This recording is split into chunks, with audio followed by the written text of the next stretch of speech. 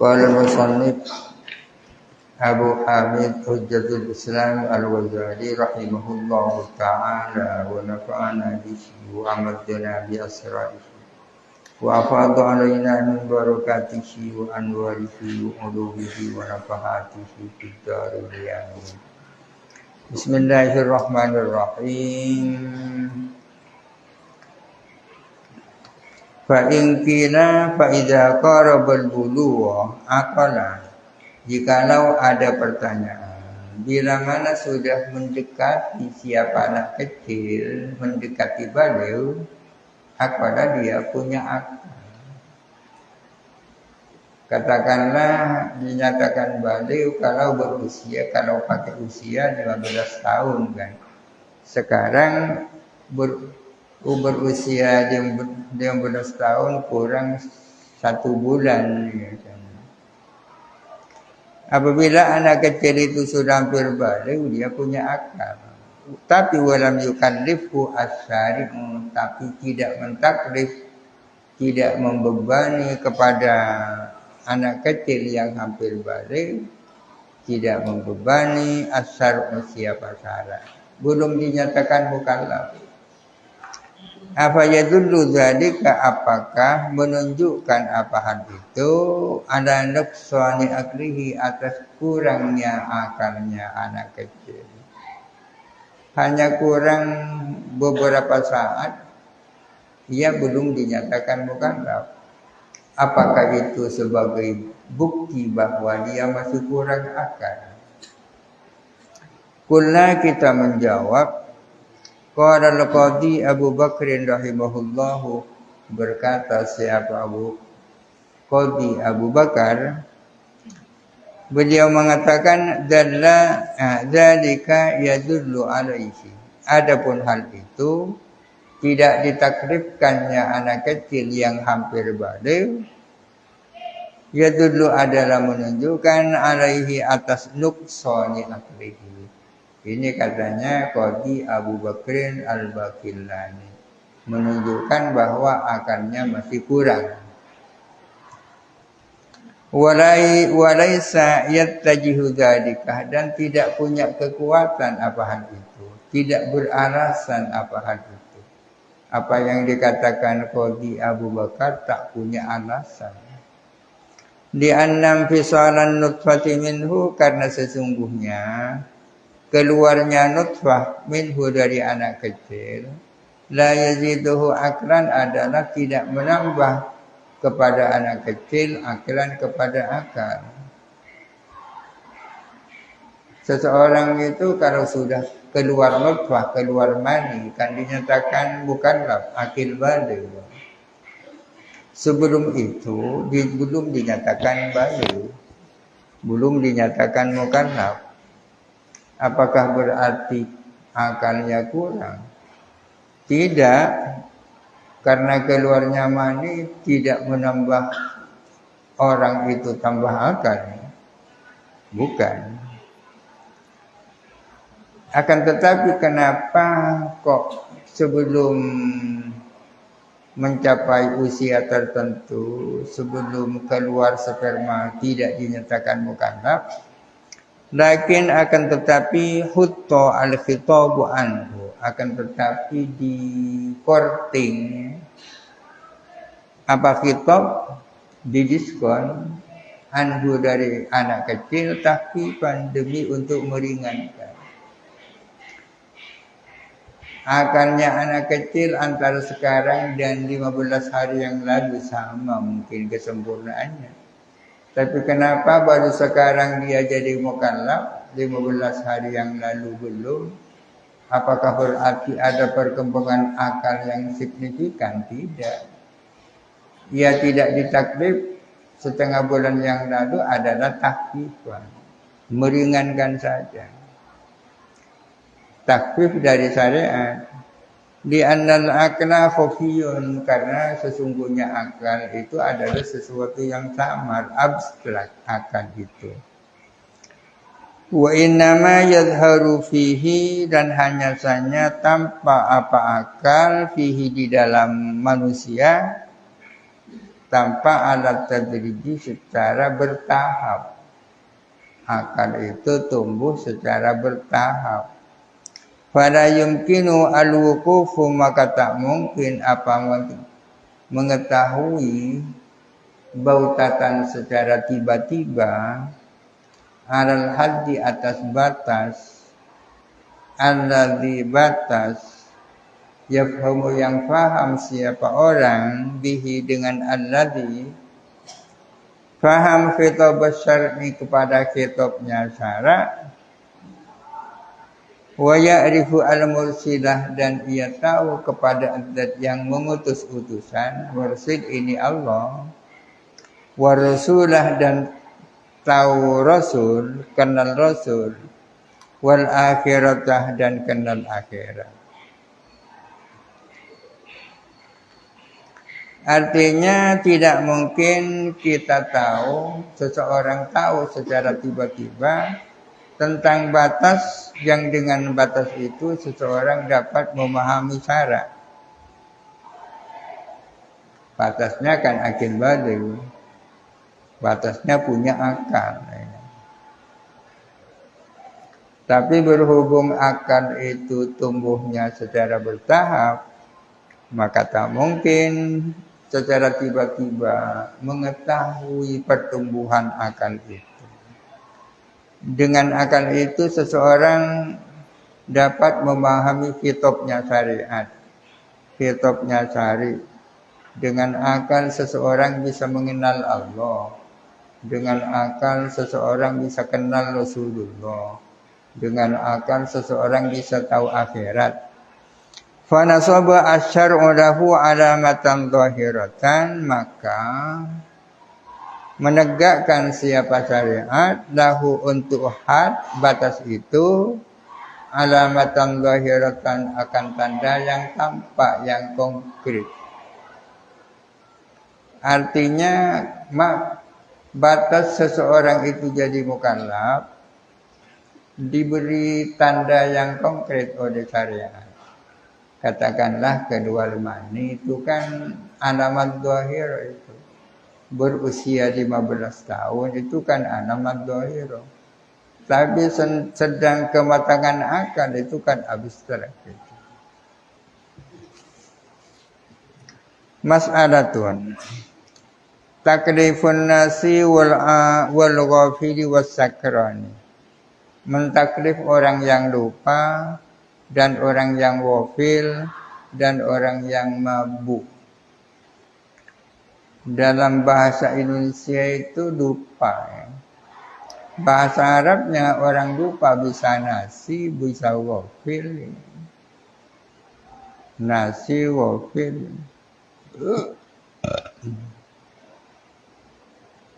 Bisa sahi ya. Ada nisyan, ada ghaflah, ada sahwi, maknanya lupa semua. Tapi hakikatnya berbeda. Nasi lupa. Lupa itu artinya setelah sebelumnya tahu. Lupa terhadap apa yang sebelumnya terjadi. Hafal Quran, kemudian lupa. Kalau ghaflah, lupa ya sebelumnya memang tak hafal Quran, ghaflah namanya.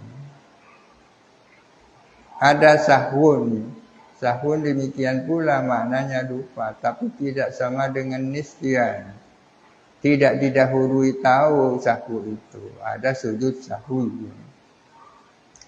Taklifun nasi wal ghafili, adapun mentaklif orang yang lupa, baik lupa dia nasi atau dia itu ghafil.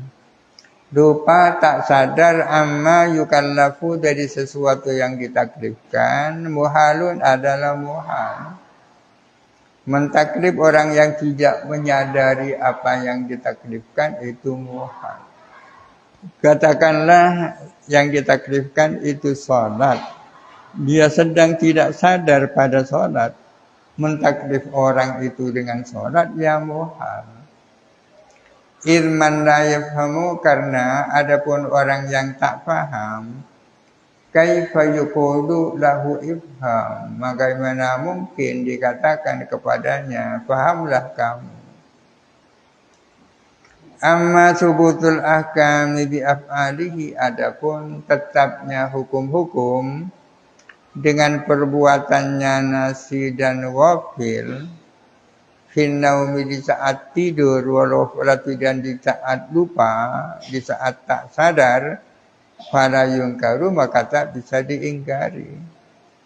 Bahwa ada hukum-hukum yang berlaku menyangkut perbuatannya nasi dan wafil di saat tidur, ya memang tak bisa diingkari. Di saat-saat tidur, tidurnya misalnya geraknya terlalu keras sehingga merusak barang miliknya orang, ya tetap ada konsekuensi hukum.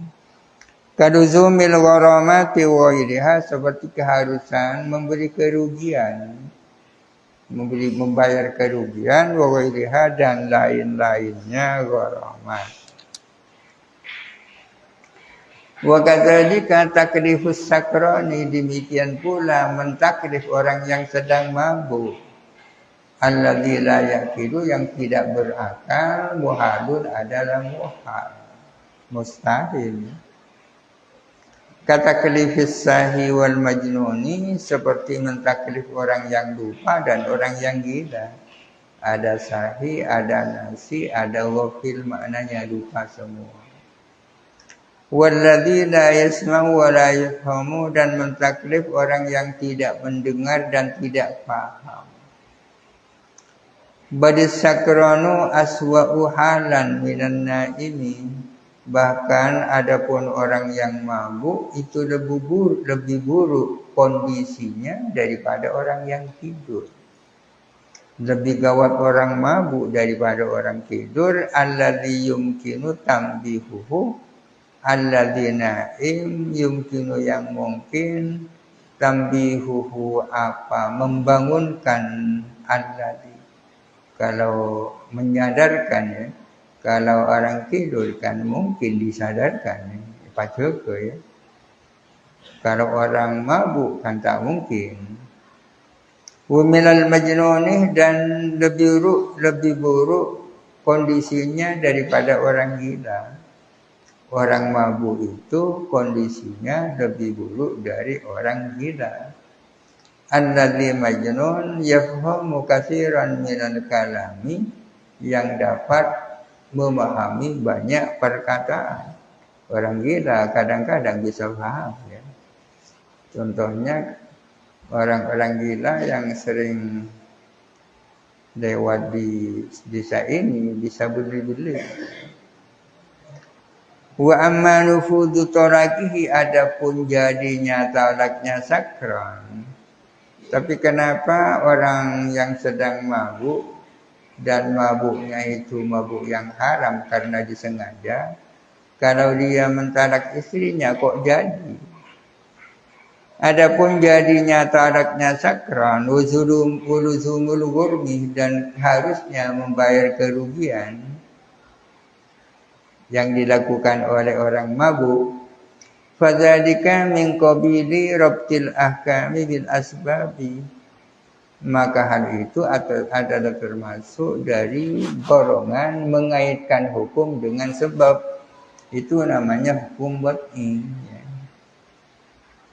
Kalau melakukan, artinya itlaf, merusak barangnya orang menjadi sebab wajibnya ganti rugi, itu namanya hukum wad'i. Wadzalika mimma la yungkaru, adapun hal itu adalah termasuk sesuatu yang tak bisa diingkari.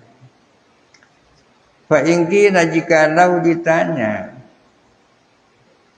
faqad qala Allah Ta'ala, Allah Ta'ala berfirman, la taqrabus sholata wa antum sukara, janganlah kamu dekat-dekat kepada sholat padahal kamu itu sedang mabuk.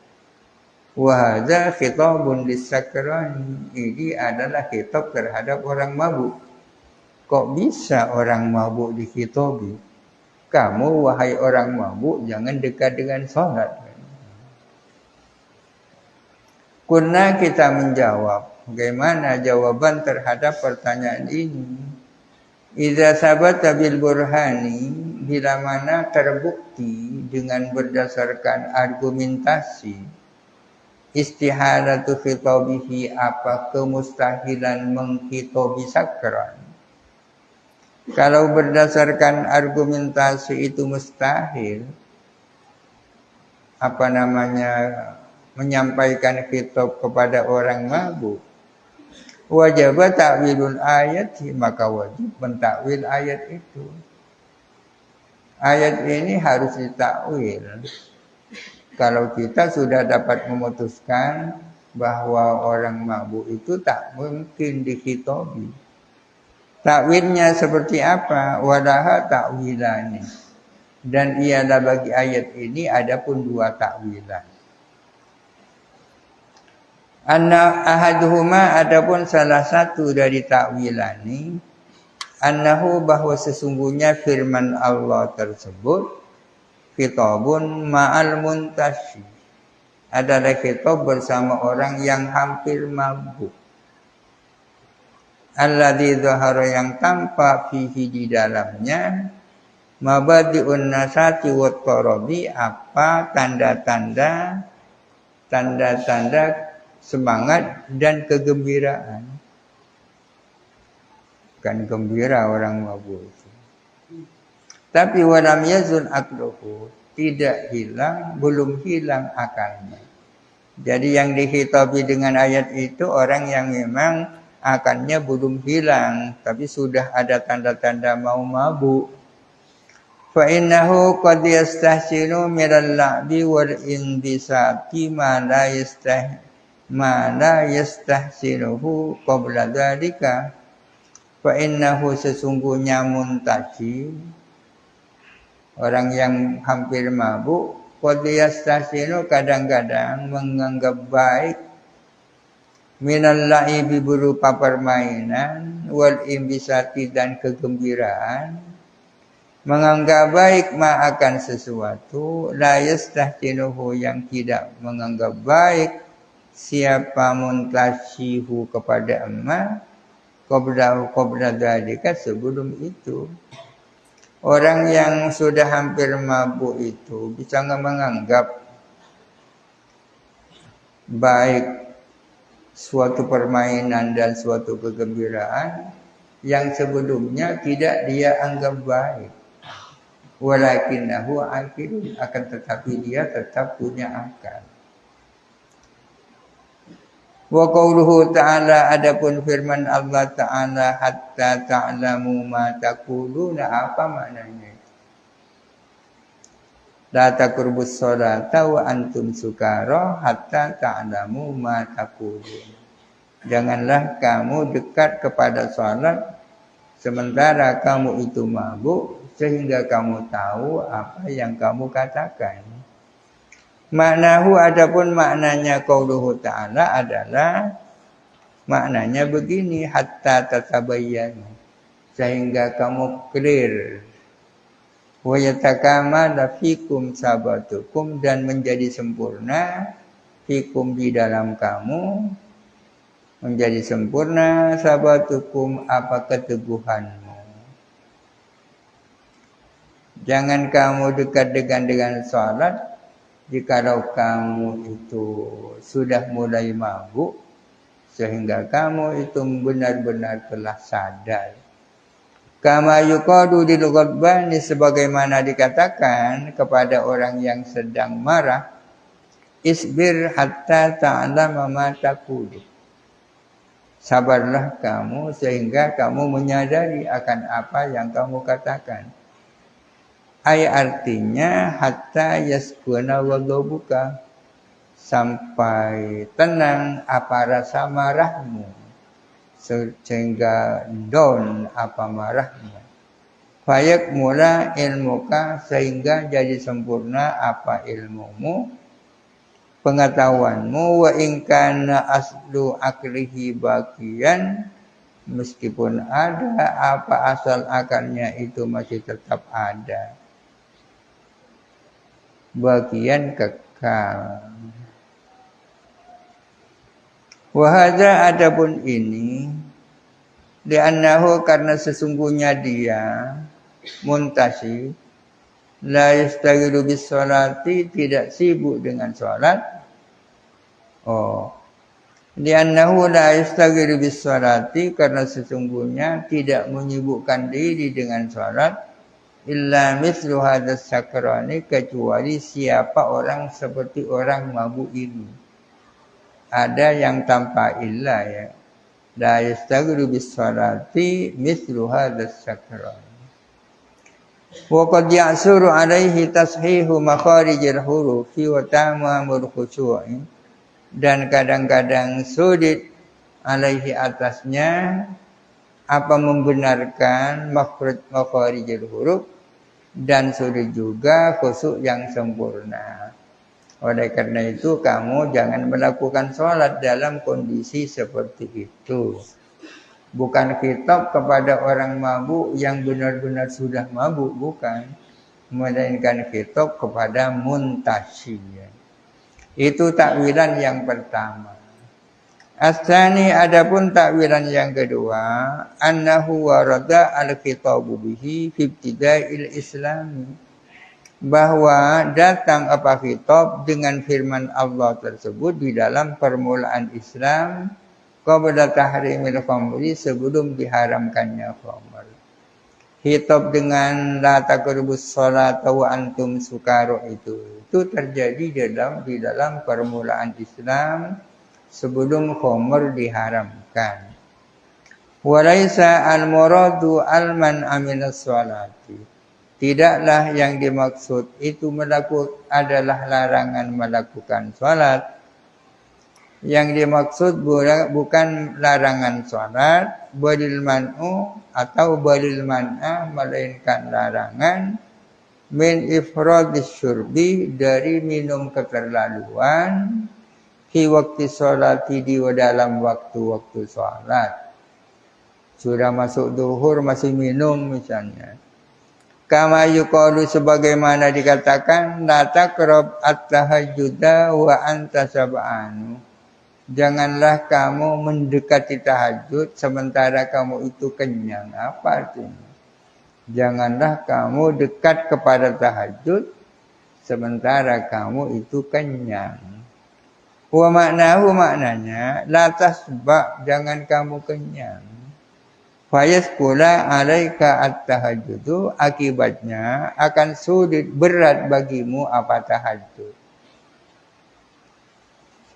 Jadi yang dilarang bukan sholat tahajud, akan tetapi yang dilarang itu kenyang.